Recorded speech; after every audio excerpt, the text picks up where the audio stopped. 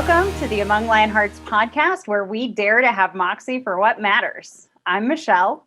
And I'm Julia, and we're your new loudmouth, change-making, do-gooder best friends here to embolden you to take more action, risk, and heart towards creating more just, equitable, and brave world. In today's episode, we're describing 10 steps to Facebook fundraiser success. So if you are looking to learn how to harness Facebook for fundraising confidently, raise funds to address a specific issue within your mission, and supercharge your Facebook page during a fundraiser campaign, then this is the episode for you. Imagine having a fundraiser with unlimited reach capacity.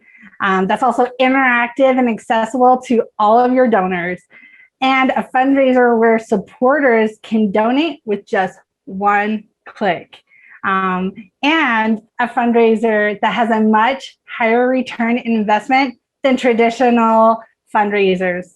That is the power of Facebook fundraising. That's why we're so excited to talk to you guys about that today and tell you how to actually run a full Facebook fundraiser campaign for your nonprofit, the kind that anybody can do, your organization, wherever you are at, on your journey to hit your goals, you can run this kind of fundraisers. So this is really neat. Absolutely. We know that some of you are seasoned professionals and some of you are kind of just dipping your toe in the water for social media fundraisers. But we're going to take you through 10 steps, and we've broken those up over the course of 3 different phases. So we're going to start with plan and prepare. So our number one tip in our 10 is get specific. Know what you are fundraising for. And with that, we mean like pick a specific goal that you're fundraising for. It's actually going to be a lot more clear for your followers on social media if you are raising funds for, a specific piece of equipment for your nonprofit, or if you are raising funds for a specific group of people that you serve in your nonprofit. So say that you are a nonprofit geared toward education.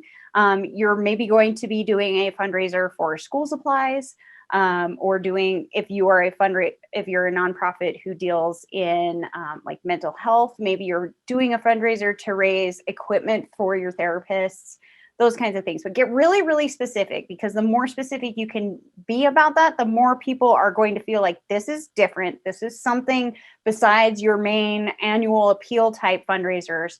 And they're going to be really driven to kind of help you get there. So know that your funds need to be used for what you're saying they're used for, in order to keep you in compliance.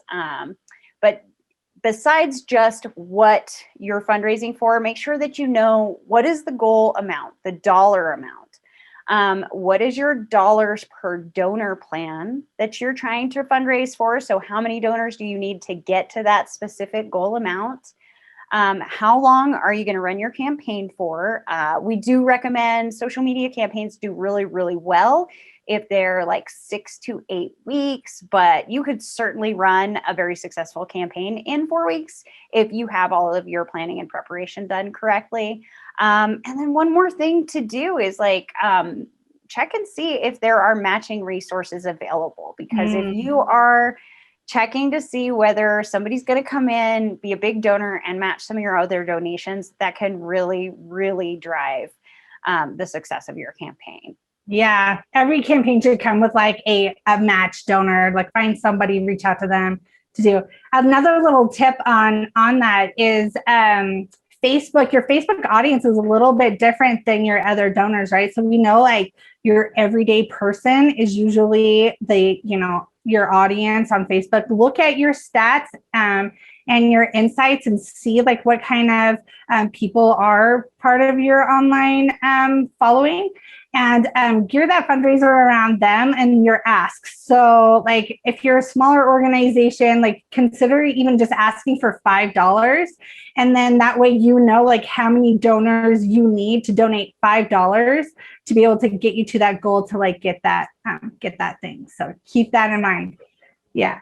Step two of the plan and prepare, or actually step two of the entire fundraising effort is have a recognizable theme.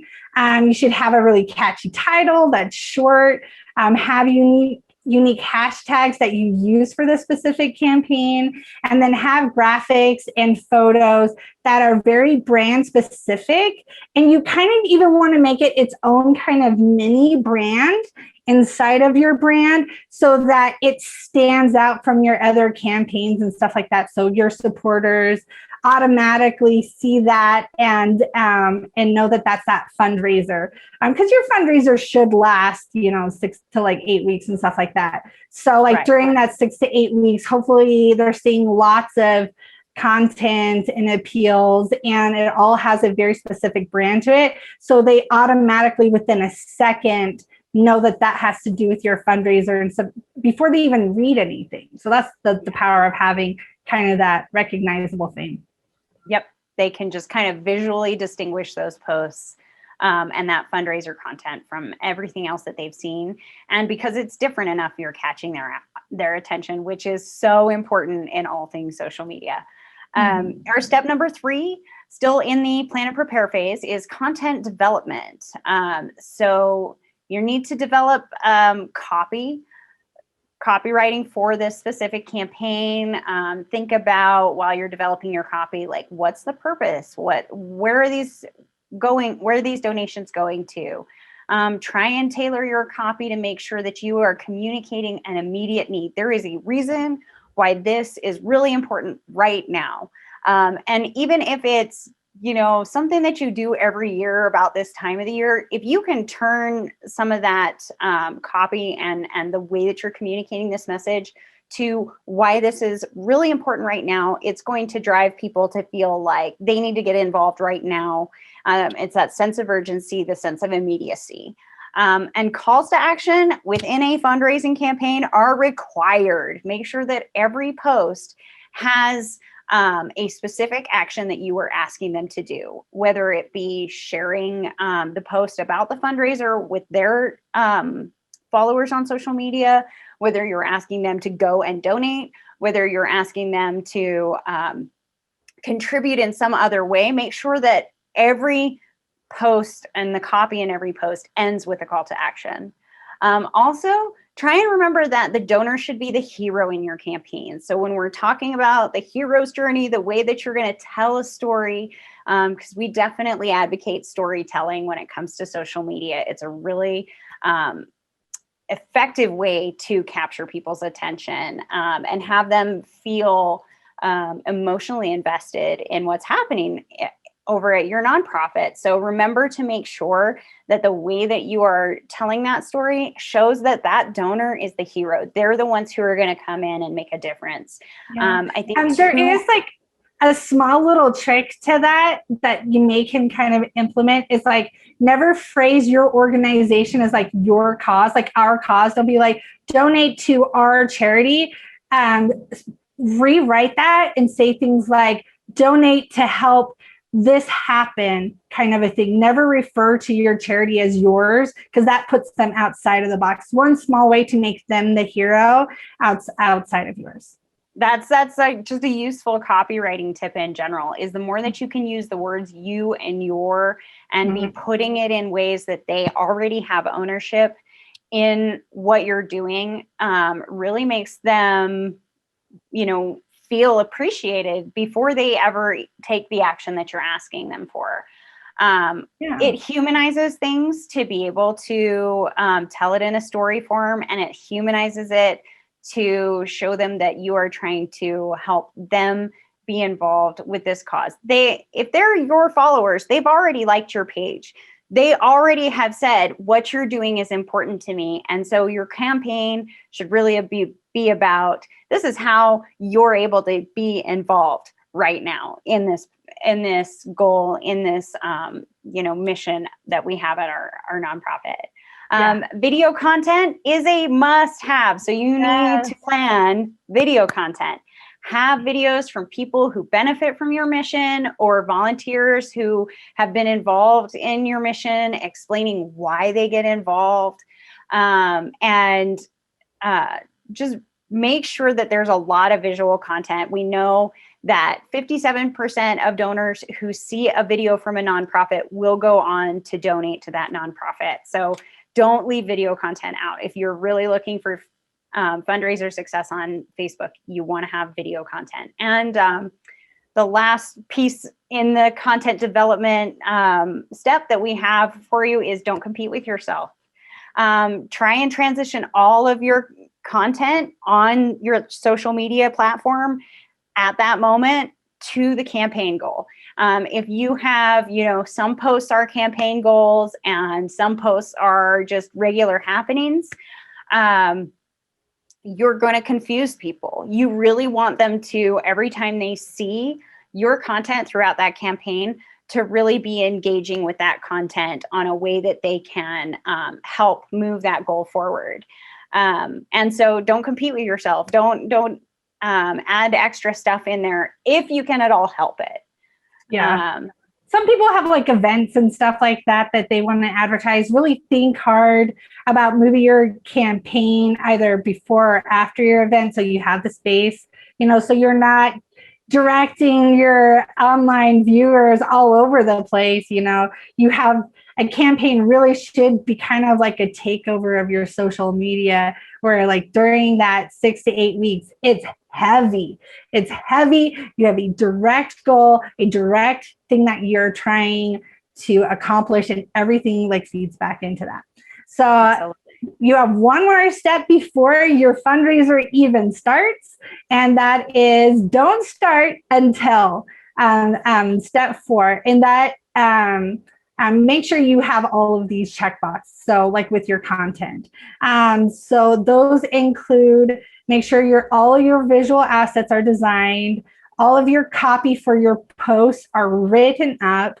You have your call to action. You have your donation links. You have all the things on your donation section all squared away. Facebook does make it really, really easy. So, and they have a very step-by-step guide. So that setting that up should be really easy for you. And then like make sure your platforms are there, your bio is set up, everything's looking nice and sharp to start bringing in that traffic, and that you've collected your relevant hashtags. So for Facebook, that's going to be like 2 or 3 hashtags. You don't really want more than that.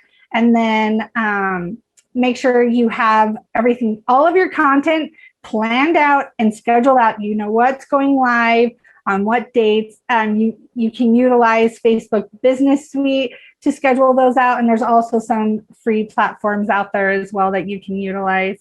And then also, if you have any tags that you need to add, are you mentioning any other organizations? Are there businesses out there that you're working with your fundraiser? Make sure you get your tags. So get all of that squared away before you even publish your first post. And having all of that ready to go is going to translate to a lot of return on investment, because during your campaign, you're just focused on the execution of the campaign. You're not having anybody split their attention between running the campaign and responding to comments and commenting on other people's target audience posts to direct them back toward what you're doing. You're able to just make sure you stay focused during the campaign on execution. And that makes a big difference. It also makes a big difference seeing all that laid out in front of you before you've ever started, to know if some things feel a little bit off or out of line and need to be reformulated a little bit. So definitely don't skip that. Make sure that all of your posts and content, everything's ready to go before you ever post your first post. So moving on to our next phase, this is while your campaign is running and live. Number 5 is launch. In order to have a really strong campaign launch, you want to keep your launch date under wraps until launch day. You want it to kind of take people by surprise. And especially on your launch date, you want to have like a Facebook takeover. So you want to have extra posts ready to go, like more than you would normally post on that launch day of the campaign. You're going to have telethon energy. Everybody's going to be super excited and psyched up. And it's really going to be about like talking about the campaign as it's actively happening. You're going to have staff and volunteers ready to monitor and engage with people on your page. If people are liking, maybe you're going to tag them in the comments and, you know, thank them for supporting you. Have specific people in your organization assigned to be able to share the posts for that launch day and to comment on those posts, because you want to kind of keep that up all day like it's a live event. Yes. That's going to give you the strongest launch possible and really, really set you into, you know, people's awareness. Yeah. Make it something that they're, you know, someone's scrolling Facebook, they're like, what are they doing over at so-and-so organization? Like, what is happening here? All these like, fireworks, what's going on? Yeah. So you just party all day long, have really cool interactive things all day long.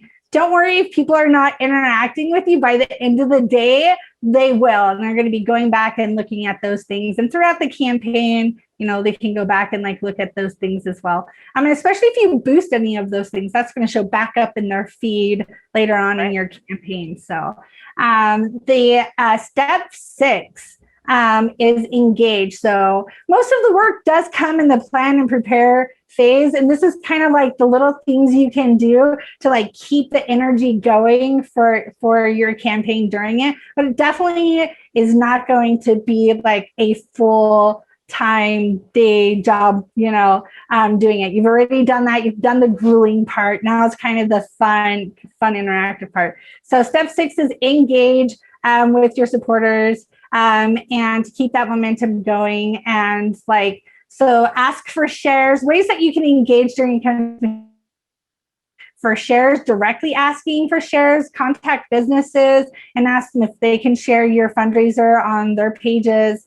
Ask board members to be sharing, directly ask your board members to like and share your posts, or even talk to their friends about your posts. Have your volunteers be posting, have your volunteers see if they're willing to have like mini fundraisers within your fundraiser to help back up your fundraisers, and like just really like and also your regular donors, reach out to them and stuff like that, get them interacting with them.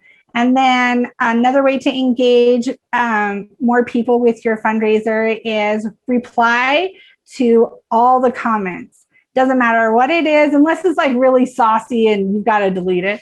Like, you should have a rule of at your organization to reply to every single comment on your fundraiser. And what that does is it actually does more than just engage your supporter and make them feel connected to you. It actually bumps up your post in the algorithm, so more people see your Facebook fundraiser and your post. So, yes. And then also just like if someone does share your fundraisers, comment, thank them for sharing your fundraiser. You can even do something like repost their repost and say thank you. So it's a very rewarding process for them as well. And then we've got a third way you can engage, increase your engagement on your fundraisers is sign up for relevant Facebook groups kind of prior. You can do it during too, but you can do it prior. I recommend doing it prior, but it's absolutely fine if you do it during your event.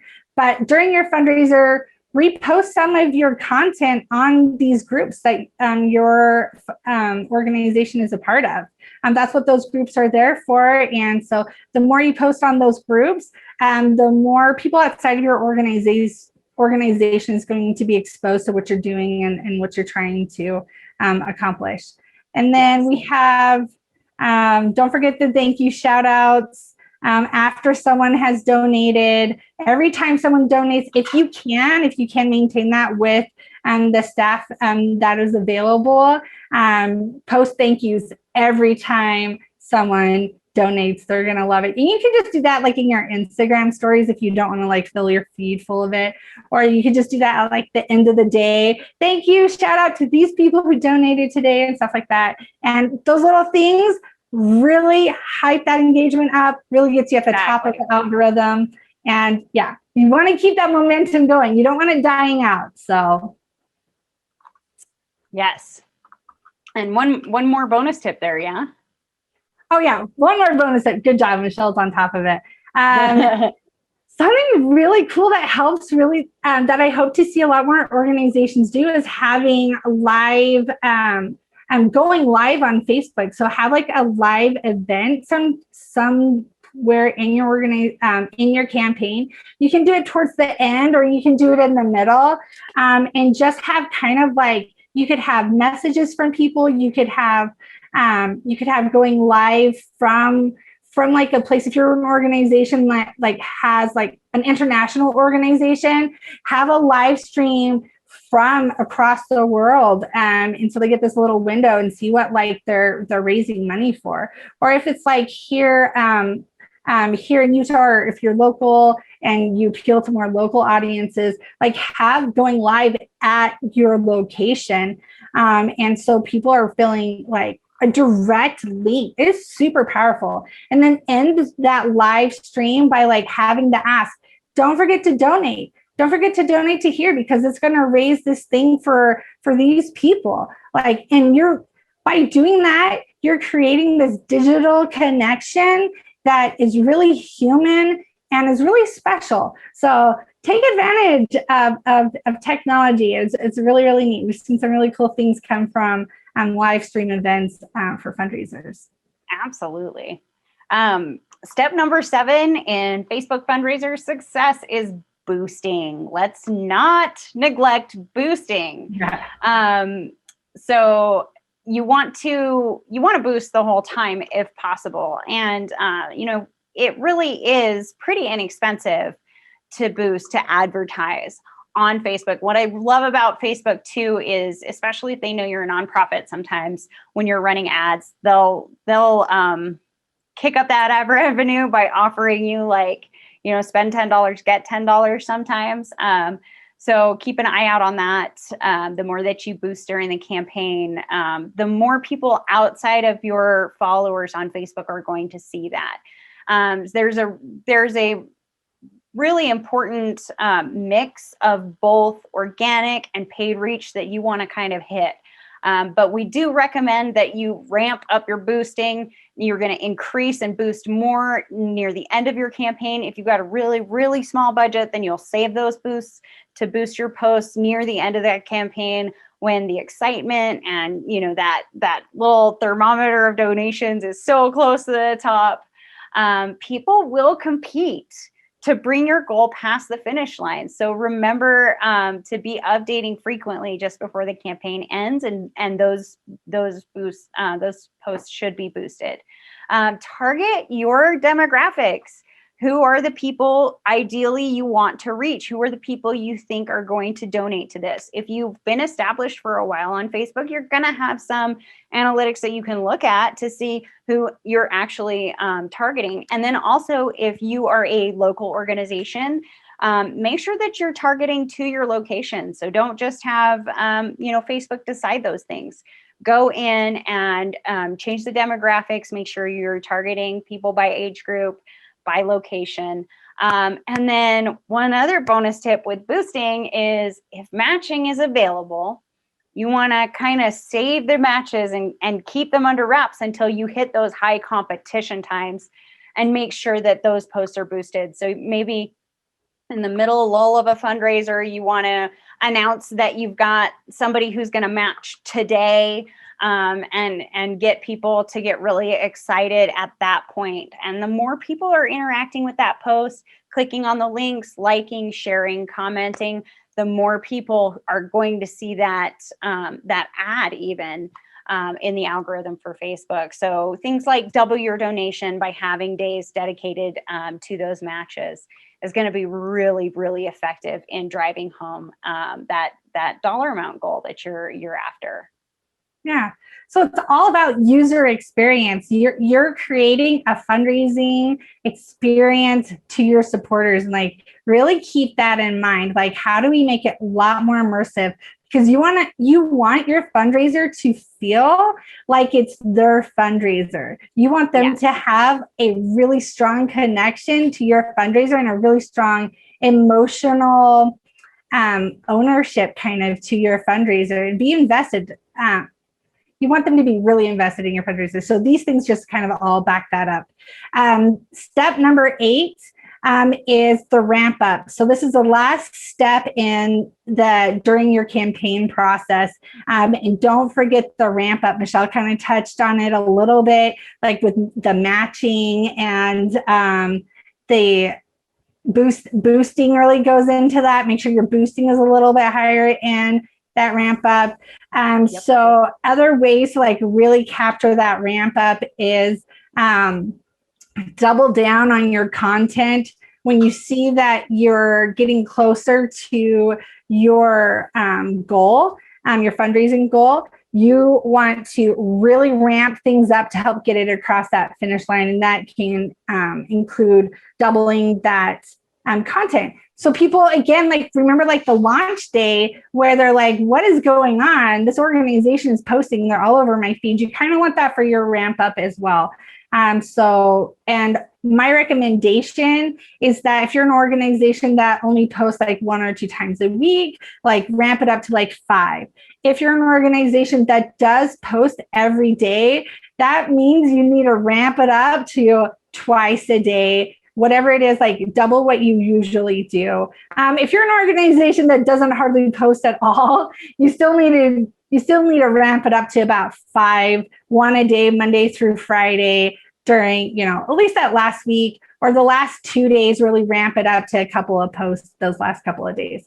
And so stories are a great way to do that, right? To expand it because because we know how sensitive our audience on social media is to tuning out things. So being able to make a mix of stories and regular posts will really allow you to be more in their frame of awareness, but without being so overwhelming that they're going to go hit that unfollow button. Yeah. The other good thing about utilizing Instagram stories to like ramp up your content is that Instagram stories often don't take as like much effort. There's a lot of like cool templates on Instagram, but Facebook stories, right? Yeah. So Facebook stories. Sorry, Instagram stories came first, and then Facebook stories. You're in your stories. It's a lot more simple to post. You don't have to like come up with a whole bunch of copy and stuff like that. It's usually just like less than a sentence. Keeping your fundraiser at the top of their mind and stuff like that. So definitely be using Instagram stories, and then just like really make that end of your campaign like that just big ta-da moment. And remember, just make it an experience. Everything you post out, filter it through. Is this amping up the experience for our supporters? Definitely. So with our last 2 points, we're going to move into the wrap-up phase of our campaign. Number 9 is goal achievement. So you need to announce your goal is achieved with a success video. You want to try not to make it don't make it like high production values. This should be like on your phone selfie type video where you are like, we made it. This is exciting. Get people in your office to be included in that if you can. Even so, there's a couple things here. Number 1 is if you don't make your goal, have a backup plan. Have a backup plan to go out, contact businesses who've sponsored you in the past donors, to see if they can help like bring you over that endpoint of the campaign. Because the more that you can actually reach and hit these goals, the more confidence your followers are going to have in you the next time that you have a campaign. So it's okay if you've got to pause the campaign for just a day or two to find those donors to fill that gap. But do your best to bring that goal over the finish line if it doesn't happen organically during your campaign. But even if you don't make the goal, make sure that you're spinning the campaign as a success. Make sure that you're very upbeat about what everybody was able to contribute to. We don't want any kind of like wah, wah, sad videos. Yeah, no. We want it to be a positive experience that goes back into what Julia was saying before about creating an experience for your donors.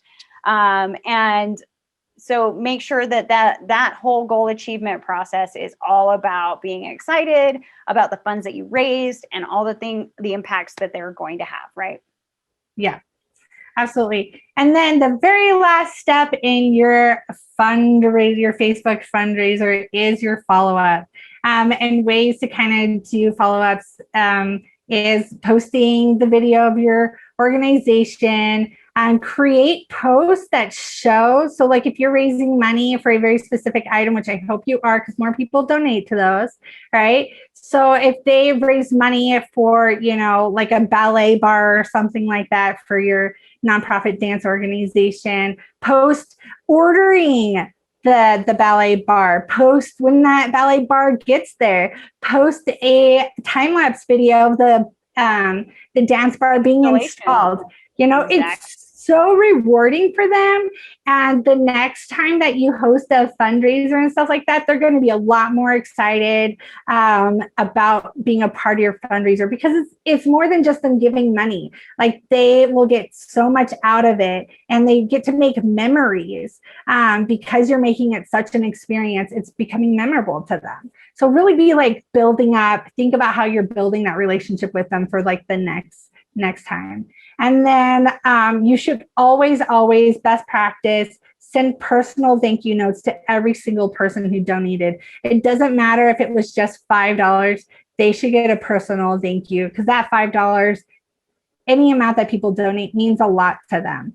And they're just going to feel that connected with you. And then be sure to review your analytics at the end of your campaign and record those, so you have something to compare off of, like next time you run a fundraiser. And it really just helps you learn a lot from what worked, what didn't work, who were the people who did donate.